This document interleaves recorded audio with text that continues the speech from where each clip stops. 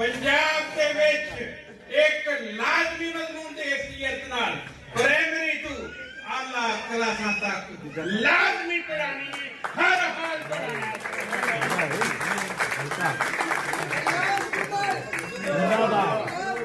जिंदाबाद।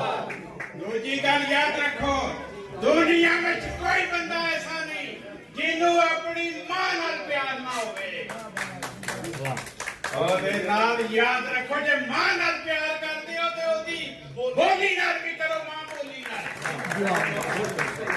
तीजी गल, जे तुसी मां नाल भी प्यार करते हो, अपनी मादरी जुबान नाल भी प्यार करते हो, ते फिर मां मिट्टी नाल भी, पंजाब नाल भी प्यार करो।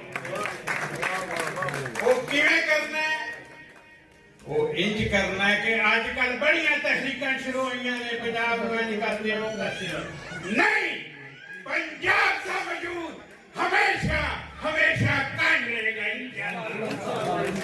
ये तुसा इस तहरीक जेडी असा पंजाब लोक राज पार्टी बनाई, ओदा मतलब ही ये वे पंजाबी जुबान जरिए तो नहीं बने, साडी जुबान जेडी स्कूलां कॉलेजां पढ़ाई दे ते कोई टेढ़ी अख करके पंजाबी दी इस धरती वाल भी ना वेखे।